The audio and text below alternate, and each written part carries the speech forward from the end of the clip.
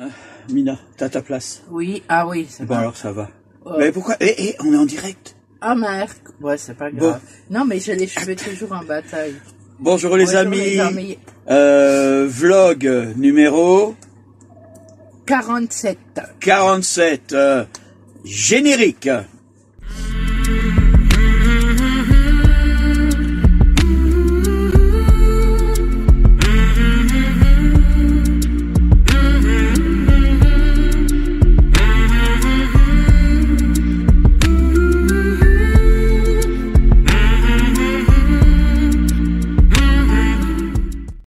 Bon Mina, je sais que tu as besoin de te... Moi aussi, il faut que je regarde. C'est vrai que la caméra, ça, tu regardes dedans, mais avec les cheveux qui poussent. Les cheveux qui me poussent une vitesse. Bon. La table, je t'ai déjà dit. Ouais. Faut pas taper trop sur la table. Non, je vais pas taper. Hein? Bon. Alors, notre dernier château. Ouais. Oui. C'est notre dernier, avant le confinement. Avant le confinement. C'est ce qui s'est passé avant le confinement encore, c'est le dernier. Et c'est le château de Perthuis, la pierre percée. Ouais. Bon, qu'est-ce que t'en as pensé? C'était bien? C'était bien, mais... Bon. Mais on va pas dévoiler maintenant. Hein? Parce que sinon... C'était super bien. On va laisser regarder, et on en parle après. Allez, regardez ce qu'on a fait.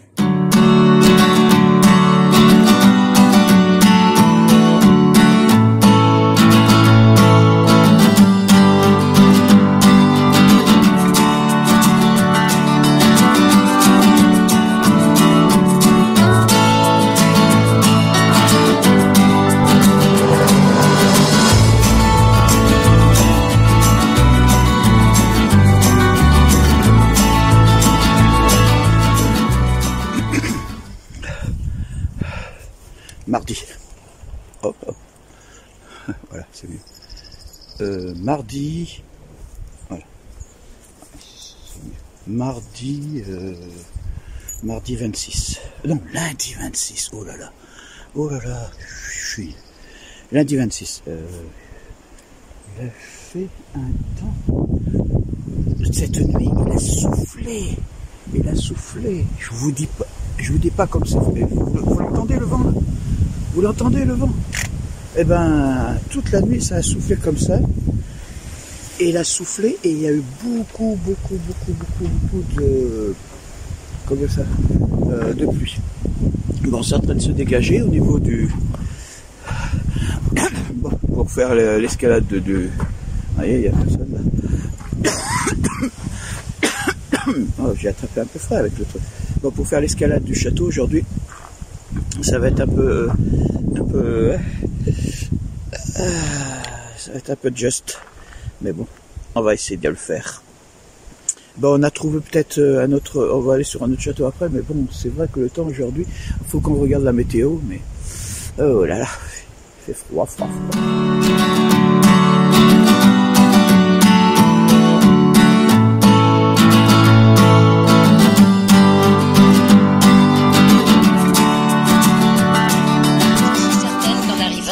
Voyant ce château qui se confond avec l'éperon qu'il couronne, vous avez été bouche bée. Bienvenue à Perthuis, littéralement la roche percée. On se demande s'il s'agit d'une œuvre de l'homme ou de la nature. Eh bien, il semble que ces deux-là aient travaillé main dans la main. Vous êtes sur le point de découvrir les secrets d'un bijou de roche. Bâti par les seigneurs locaux, le château passe sous domination du roi de France au XIIIe siècle. Il est alors agrandi et fortifié. Perthuis devient une arme de dissuasion massive surplombant la vallée. Cette merveille naturelle puissante et inébranlable surveille avec d'autres châteaux la frontière entre le royaume de France et le royaume d'Aragon, ancien royaume situé dans l'actuelle Espagne. Voilà. Voilà. Bah, il y a encore une sacrée balade, hein.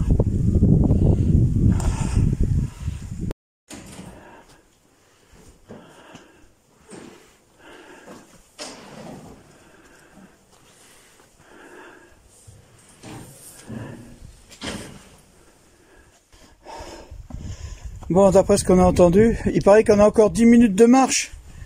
Mais bon, c'est pas le même. Hein? c'est pas le même chemin qu'on a eu au terme. C'est le style de chemin comme ça. Alors on va s'amuser. Alors d'après ce que nous a dit la dame, il y a pour 15 minutes, bon, pour des bons marcheurs, hein, 15 minutes à pied et 1 heure de visite. Mais vous savez, 15 minutes chez nous, c'est pas encore évident. Bon, le temps n'est pas à la pluie, le temps n'est pas au beau, c'est très bien. Au moins, voilà.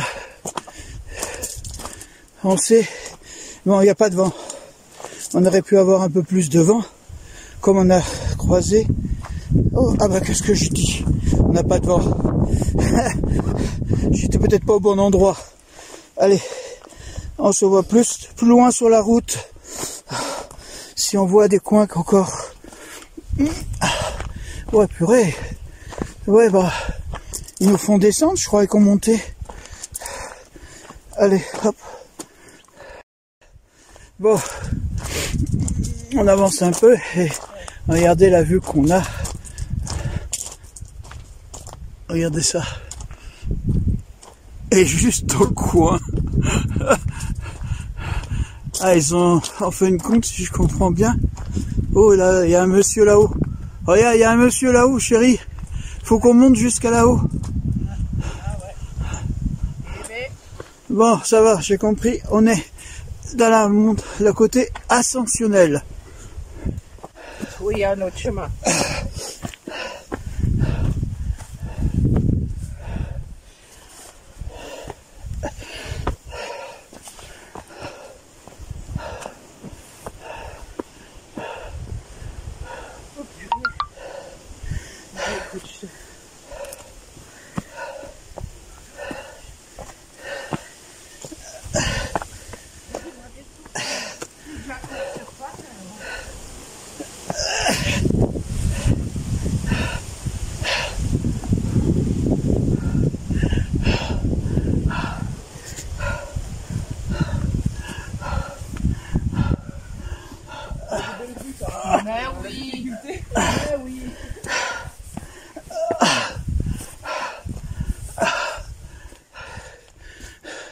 Ouais, on va encore monter.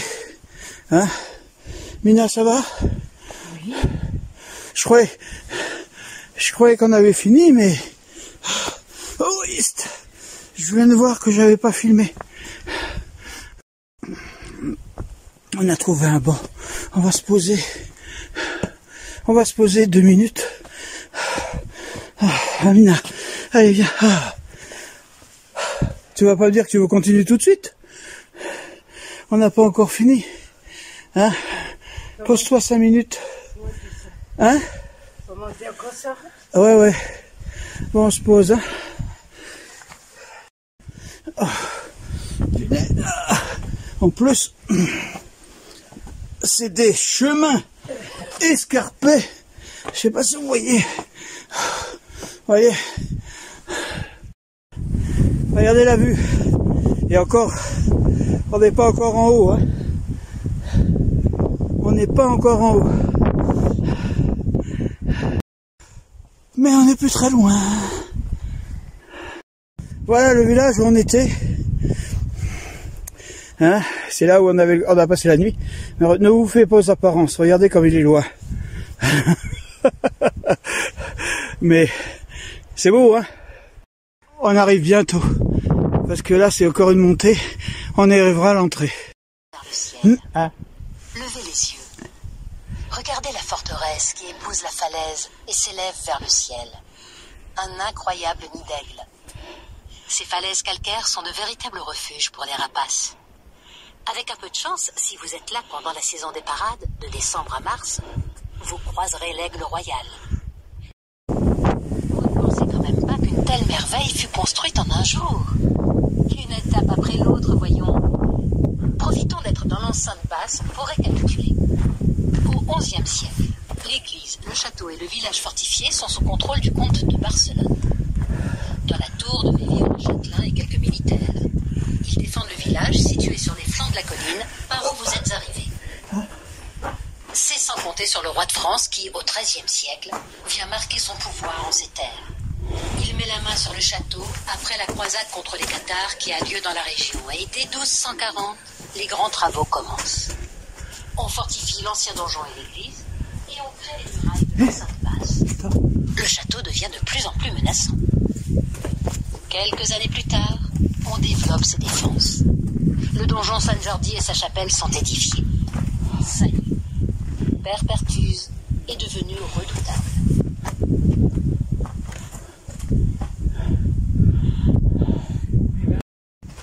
Ah, je pense pas que je vous ferai comme à terme où on a filmé tout. Là, on filmera les endroits les plus... Alors ça, c'est la première enceinte qu'on avait. Hein, et vous voyez qu'on continue encore.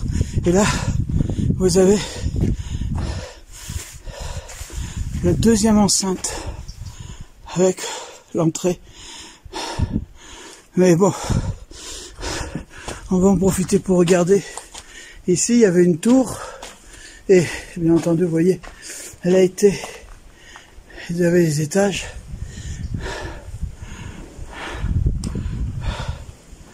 Voilà. Ouais. La nature est un allié redoutable quand il s'agit d'impressionner ses ennemis et de leur barrer la route. Ici, la forme et la position de l'éperon, associés aux constructions royales, créent un monumental système défensif. Les flancs abrupts de la montagne rendent l'accès au château très compliqué, à moins d'être un pro de l'escalade. Du côté sud, c'est la roche elle-même, très haute, qui protège l'esplanade du château. Côté nord, les architectes royaux font construire des murailles, appelées courtines, qui relient entre elles des tours ouvertes à la gorge. Un chemin de ronde continu facilite l'accès aux différentes parties du château. Peu d'hommes peuvent ainsi contrôler plusieurs fronts. En 1258, cette forteresse prend tout son sens. Le traité de Corbeil fixe pour 4 siècles la nouvelle frontière entre le royaume de France et le royaume d'Aragon. Père Pertuse monte la garde.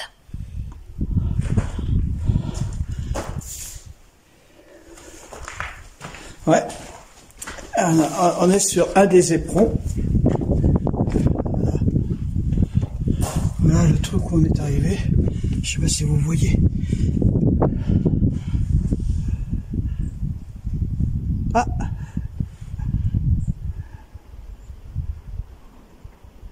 le camping-car en bas.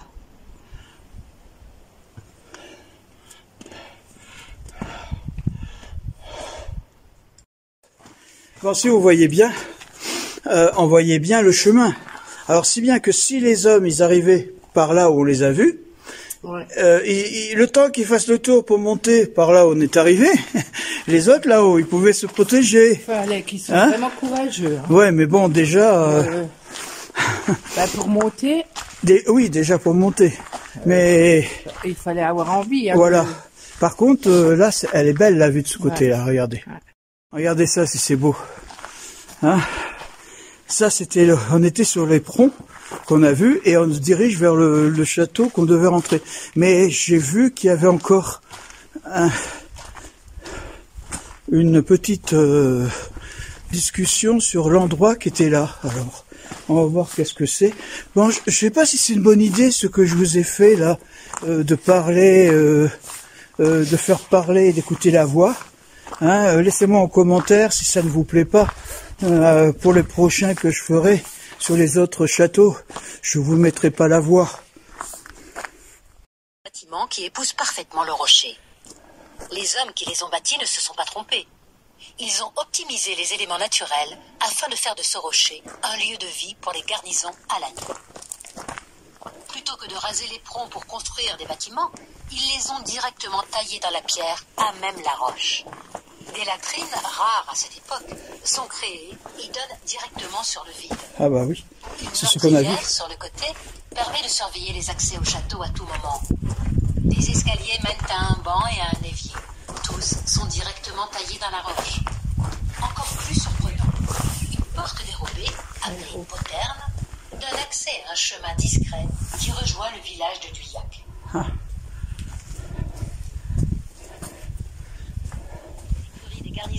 Vous êtes dans l'enceinte médiane. Voilà. Vous voyez les ruines devant vous?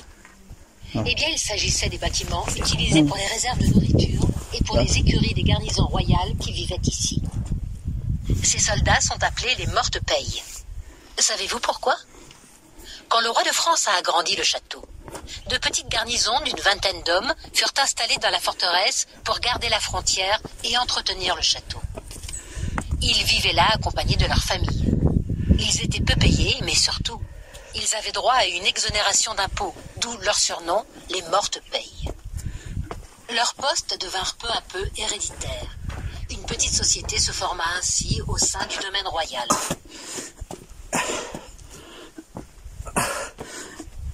Oh, oui.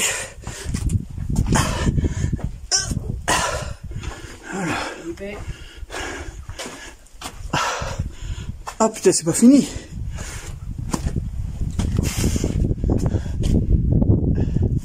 Ah, c'est pas fini.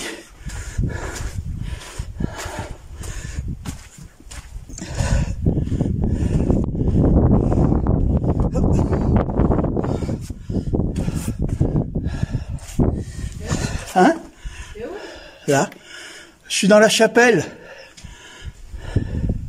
Je suis dans l'église Sainte-Marie avec le confessionnal.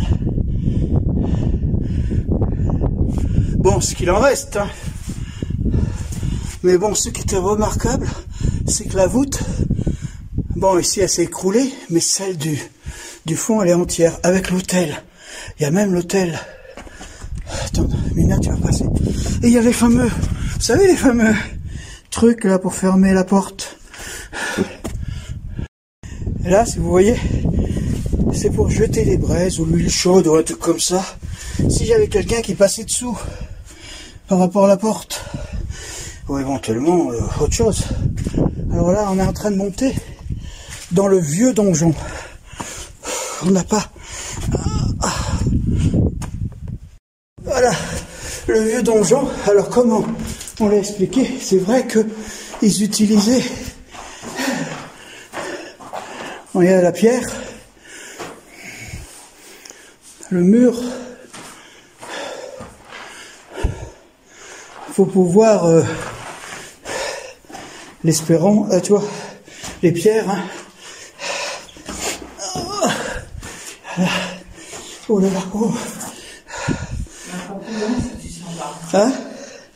Ben.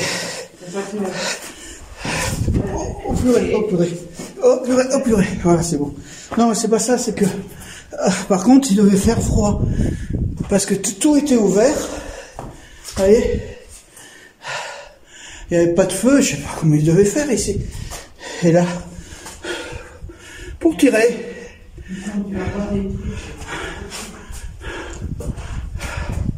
Voilà. Ouais, tout ouvert ici. C'est pas possible. Ah bah, ah oui, bah écoute, hein, ils avaient peut-être trouvé des astuces. C'est pour carrer, pour mettre la paille, tout ça.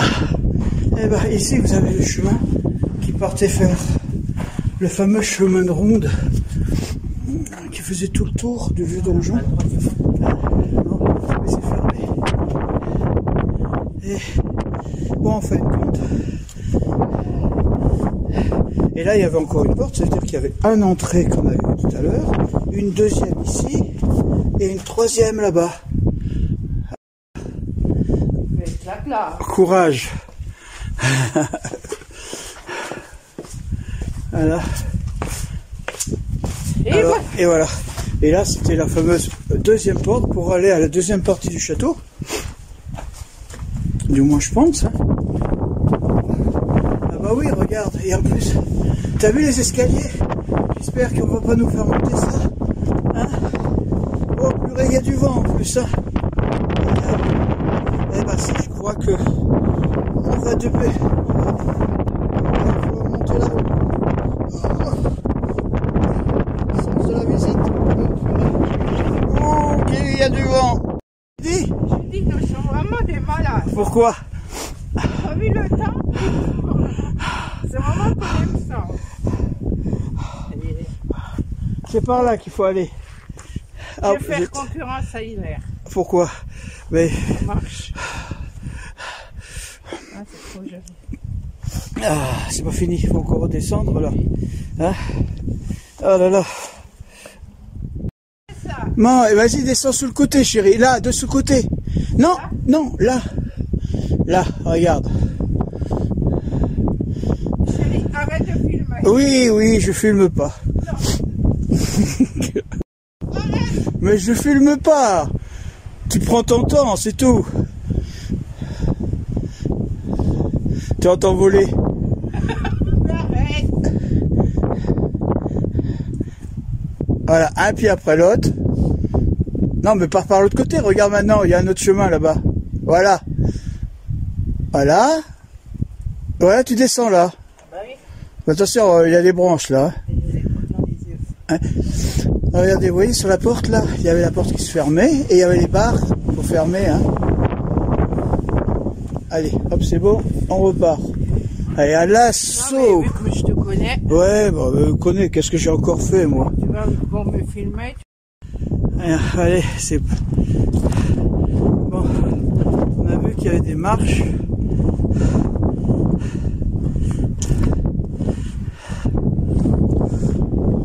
Ah là là.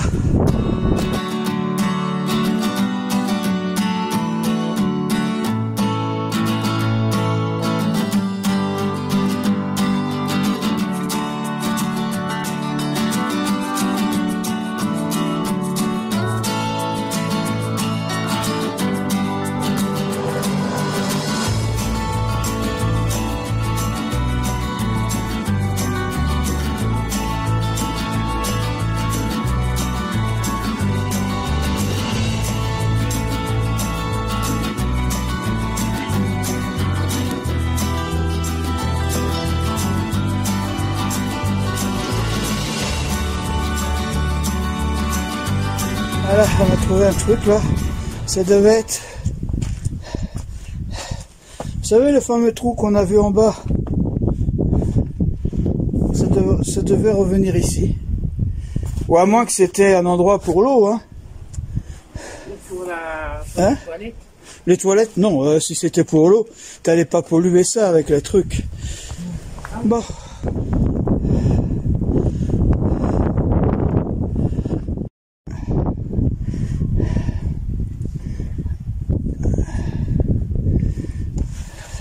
Ouais.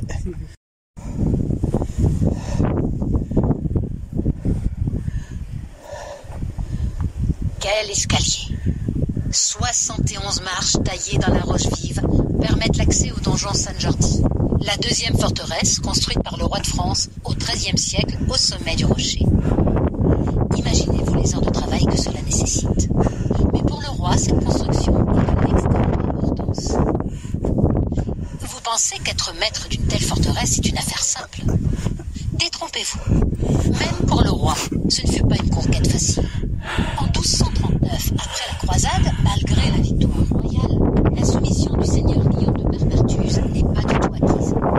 Il s'allie à d'autres seigneurs occitans, dépossédés de leurs terres. En 1240, les voilà qui se rebellent pour reprendre leurs biens. En vain, ils échouent. À Perpertuse, le roi fait alors tailler ce majestueux escalier pour accéder à la nouvelle forteresse, symbole de son autorité et de sa puissance. Encore ça. Il y a encore quelque chose. Ouais, bah oui. Allez, on continue ma chérie. Là on n'en peut plus, hein. Je vous le garantis. Faut qu'on se pose quelque part. Hein. On arrive. Ce serait bête de trouver porte close à ce niveau-là. Hein.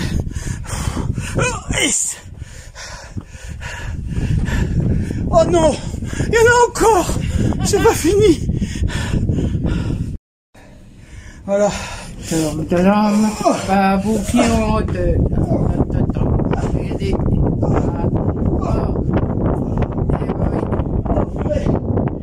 En plus.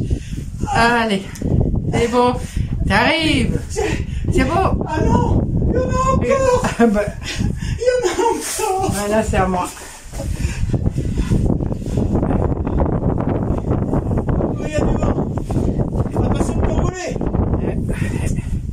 mis Amina, tu t'envoles. J'ai pas mis le parachute. Amina, fais attention, tu t'envoles. Ouais. Le sens de la visite, ça va. Ça va. Attends, il y a un numéro 7 là. 6. Et celui sur lequel se trouve le château. Il soulève les roches et des roches se forment pour cause. Vous voici dans le donjon.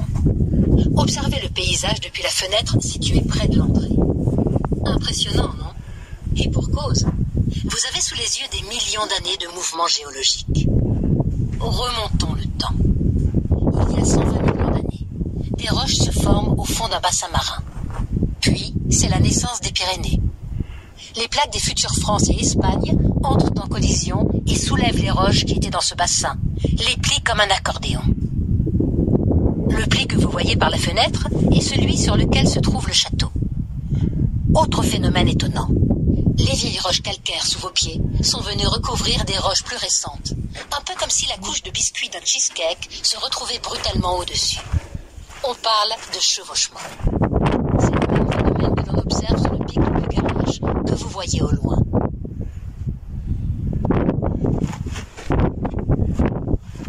Allez, hop. Oh voilà. Ouais. Oh. Ah ouais. Ah oui, bah là on voit les gens qui sont en bas, tu vois, pour tirer sur les gens. Ici, ici, ça devait être certainement sur les escaliers. Vous voyez. Hein. Et ici, encore, ouais, sur le chemin qui monte. Vous voyez, on voyait bien le chemin qui monte. Ah, c'était bien. Hein. Et ici, c'est Mina. Ah ouais. C'est Il y Mina. a devant. Hein. Il y a devant. Ah, Tu veux oui. pas qu'on monte par là? On a presque fini. Ouais. Allez. En fin de compte, si on regarde bien, vous voyez ici, ça devait être un bâtiment. Hein? Les ouvriers viennent de toute la France. Ouais. Non, L'un c'est d'eux bon. est accueilli par un maître d'œuvre. Bienvenue. Regarde, nous sommes très nombreux à travailler ici. Il faudra faire vite. Bien. Quel est ton métier? Dit le maître d'œuvre d'une voix calme et assurée. L'ouvrier répond d'un coup de fil. Maçon. Ça, c'est bien l'application. Pas de problème, j'apprendrai. C'est un honneur de travailler pour le roi.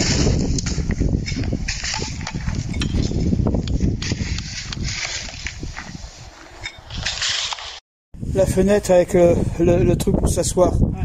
C'est là que tu t'aperçois qu'en fin de compte, il y avait quand même une pièce. Et on arrive à la fin. Il paraît que c'est la fin. C'est là où on voit le Saint Graal. La plus belle vue. On va voir ça. La dernière porte. Encore. Encore des marches. Mais on y arrive. Bon, on est dans un bâtiment. Là, ça aurait été certainement un bâtiment qui a été détruit. Mais on y arrive. On arrive. On arrive. Ouais.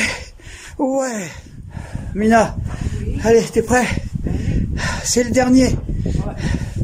On est tout en haut. Ouais. Attends.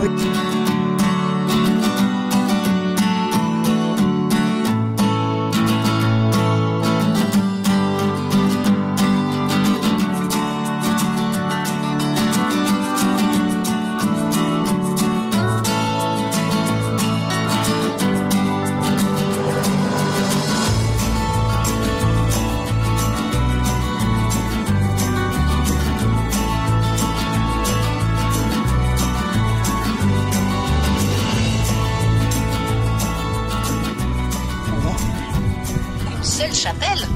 Et puis quoi encore? Il s'agit du pouvoir royal tout de même. Il faut inscrire le pouvoir du roi dans la pierre. Au XIIIe siècle, malgré la première chapelle existante, celle de l'église Sainte-Marie, le roi fait construire la seconde en même temps que le donjon San-Jordi.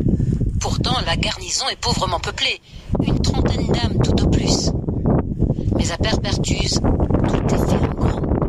2 donjons, 2 chapelles, de grands logis et plusieurs citernes. Si l'utilité de 2 chapelles est discutable, les citernes, elles, sont des alliées précieuses. Elles permettent de rester autonomes et de résister en cas de siège. Pour la citerne de San Jordi, située à l'extérieur de la chapelle, les eaux viennent des toitures alentours et sont acheminées par des conduits qui se trouvent dans les murs.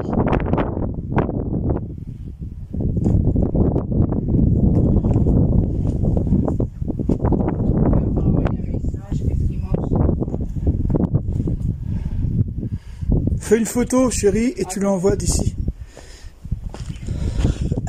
Voilà. Mais attends, je vais le mettre en... Voilà. Ça y est. Ouais. C'était fatigant. Ouais. Ah oui, mais c'était... C'était bien. C'était bien, fatigant. c'était joli. Bon, Bon, à c'est vrai qu'on choisir. a pris notre temps. Oui. Ah, attendez, il y a quelqu'un qui nous embête là. Oh là là là là là là. Voilà, ça te va? Voilà, Non. oui. Voilà. Franchement. Mais écoute, on est occupé là. Mais on est occupé. D'accord. Voilà. Tu te poses. Voilà. Là, tu te poses, tu me laisses parler. D'accord? Très bien, je crois. Ouais, voilà, parce que sinon, hein. Et oui, il est un peu, hein. Bon, il veut des câlins. Bon, alors c'est vrai qu'on a eu de la chance parce qu'on n'a pas eu de pluie. Non. On a eu du vent, Ouais. beaucoup de vent, Ouais, mais c'est pas... et le temps était bien. Oui, le Hein, temps il était c'était- beau et tout, à part le vent, mais ça a Oui, été... on a rencontré quelques personnes, mais bon, Geste barrière. geste barrière, il n'y a pas de Non, souci. non. Sinon, on a attendu en haut pour qu'eux ils passent, ou vice versa. Ouais. Non, non, on était... Et sinon, c'était bien. Ouais, c'était bien. Hein, on est redescendu. C'est vrai que on voulait se rapprocher des deux autres châteaux qui nous intéressaient. Hein, c'était, je me rappelle plus les noms. Ouais, ben, Et on n'a a pas trouvé osé. un endroit. Ouais. Non, on a trouvé un endroit pour se Oui, poser. pour se poser, oui. Et en fin de compte, on s'est posé sur cette terre pendant 2 jours. Ouais. Hein, et bon, c'est là où vous verrez Parce ça la qu'on prochaine avait fois. besoin de récupérer. D'en récupérer. Après l'effort. Après l'effort, oui. Bon. Bah, C'est vrai c'était qu'au quand niveau même des routes, fatigué, au hein. niveau des routes, je vous le dis, hein, j'ai pas mis de photo de route, hein. Vous avez vu, vous voyez pas de route là. Mais ça vaut les routes corses. Je vous le garantis. À la seule différence, c'est que là, il y avait des voitures. Ça nous est arrivé de croiser beaucoup de voitures en face de nous. Ouais. Hein, c'était à 2 doigts d'avoir des chocs parce que les gens roulent comme des dingues. Des fous. Ouais, ben on dit que les Corses roulent n'importe comment, mais je crois qu'on a trouvé mieux. Ouais. On a trouvé beaucoup mieux. Il C'était, faut être prudent sur la route. Oui. Et tout, hein. on avait trouvé le coup, on laissait passer les voitures là et on roulait derrière eux à une centaine de mètres, comme ça si jamais une voiture venait en face, ils étaient obligés de ralentir les autres qui venaient en face. Et nous, on pouvait anticiper. Ouais, ah bah oui. Comme la route n'était pas très large, on pouvait se mettre un peu sur le côté. Mais c'est comme partout, Wally. Mais Wally, et c'est comme partout. Le seul souci qu'on avait, c'est que nous, on est obligé d'aller sur le côté, qui était le côté du vide. Ouais. Ceux qui étaient du côté du mur, de la montagne, n'allaient pas forcément du côté de la montagne. Et là, c'est pas comme en Corse. C'est autre chose. Hein? Bon, on va les laisser là. Oui. Hein? Et on se voit la prochaine fois pour cette fois-ci notre confinement. Parce que là, comme on est arrivé, mais qu'est-ce qu'il a? Il veut des câlins. Ah, mais tu vois pas que je suis occupé, mon grand. Oh, Wally. Ah, et des fois, hein. Il est calpuré. Ouais. C'est comme un bébé. Oui, bon, c'est comme un bébé, je me passerai bien, hein. Oh, Hein, bon, allez. Tu dis au revoir? toi qui le voulais. Hein? Alors, petit pouce. Ouais. Au revoir les amis. Au revoir les amis. Ouais. Et à la À prochaine. la prochaine. Et on s'excuse que cette... Donc, excusez-nous de cette... Veuillez nous excuser. Ouais, veuillez nous excuser de cette vidéo qui était un peu longue, mais je voulais pas la couper pour vous montrer tout ce qu'on a fait. Voilà. Au revoir.